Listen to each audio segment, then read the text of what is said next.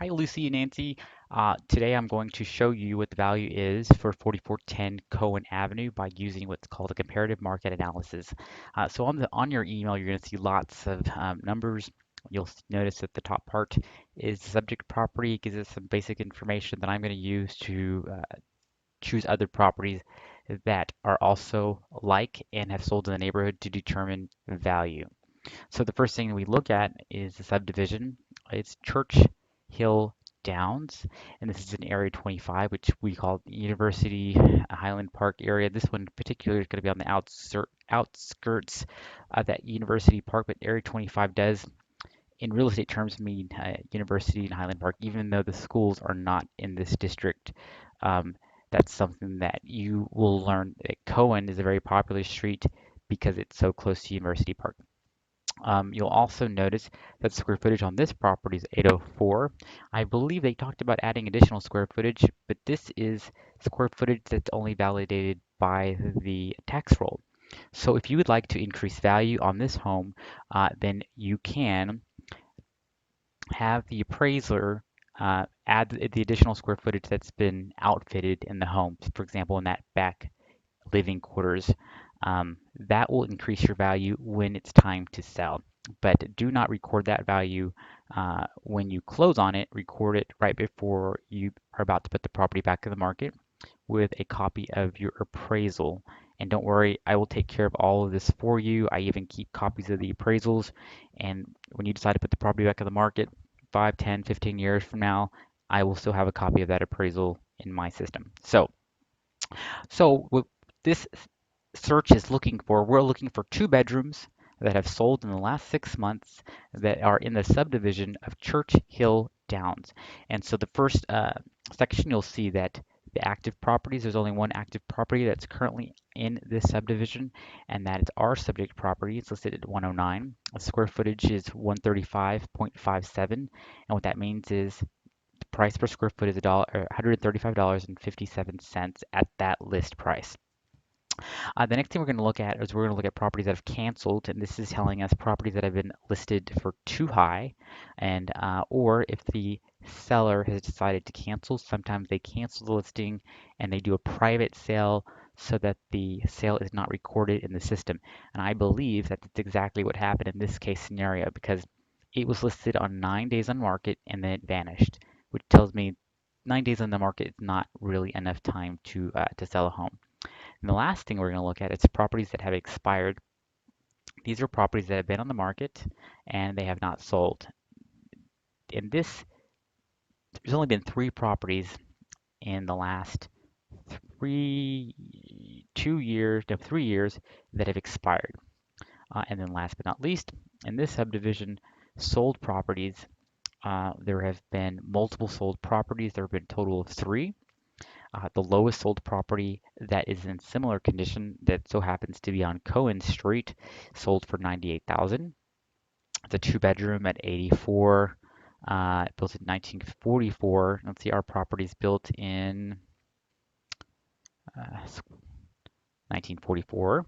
Say property? 40? No, it's not. Okay. Is it 40, 4524? No, okay, it's not, but it's very close. It's almost identical. I bet it looks the same. Um, so it's telling us that $98, 98,000 was the lowest. The highest was 114, and the medium sales price is average sales price is 104, which tells us that 104 is probably going to be the value of this home. And I'm going to compare the pictures now. You won't be able to see this in your email, but you can see it by following along. I'm going to compare the pictures of this sold home to the 100. This is kind of dumpy, and that's 3 bedrooms, but it's lot value. Um, this one is fixed up fairly nice. It's actually not that nice. It doesn't look that nice from the pictures. Maybe the insides are. Oh, it says property's been completely updated. So 106, and it sold for 98. And then this is the one that we are wanting to make an offer on. That one's canceled. That one's expired. And that one's sold. 133. Oh, it's 4 bedrooms. Okay. Okay. And so now I have all the information that I need. I know that this the most popular property that's very similar is this 108 property. Unfortunately, they do not have the pictures. Maybe they have a tour that's still listed. They do not. They will link to their website. How tricky. So, based on the description, a new interior, exterior paint, new flooring through the entire house, new kitchen countertops. Home has window units uh, built. It's set up for central HVAC units, and so basically inside this property is pretty nice. Let's look at the subject property one more time. Pictures, it's fairly updated, not completely updated. I'm going to say an average condition. These properties, this one sold, needs work. 106 is completely updated. Okay, then I'm going to go based on something else, and it's going to be my list price per square foot. Give me one moment.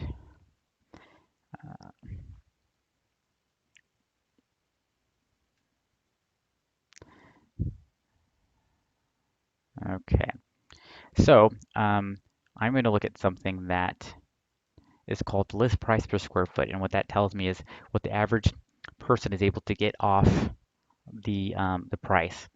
And the average listings they're able to get 90. They're able to sell at 93% of the list price. So our property is listed. It's pretty good actually. That's really good. If we can get it at 93% of the list price, that would be awesome. So that's what I'm going to recommend. It's between 93 and uh, 95% of the list price. I would much rather uh, give a good offer and have them pay all your closing costs versus getting the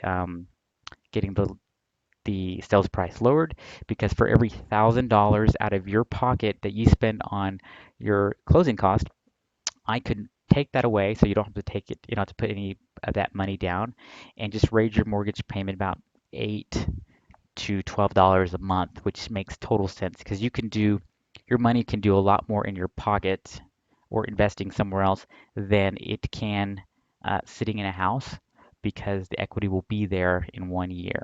I hope this makes sense. I'm going to make my recommended value at the bottom of this email, and this description or this video will be in a link so that you can always review it if you have questions. And of course, you can call me or text message me. In the meantime, I'm going to go ahead and prepare the offer at my suggested price, and then give you a text message here in a little bit. If you approve, we'll go ahead and move forward, and then I will have a good faith estimate to you tomorrow so that we know exactly how much money out of pocket will be. So my goal is to get you to put 20% down total, because at 20% down, you can avoid paying the private mortgage insurance, and you will really have a significantly reduced payment, as in your interest rate will already be lowered and you don't have to pay that private mortgage insurance. It almost cuts your payment down in, like, it almost takes a quarter of your payment off if you didn't put 20% down. So my goal is to make sure that you get the best price at the best strategic negotiated terms, which will allow you to have the lowest payment and least money out of pocket. I don't know if you know this about me, Nancy, but I'm extremely frugal, and that's why I love Tree Huggers, because it allows me to deliver a incredible service to my clients at a very good price. And this is how I do business, and this is how I'm going to advise you to make an offer on this property. If you have questions, let me know, and I look forward to working with you on this home. Thank you so much. Bye bye.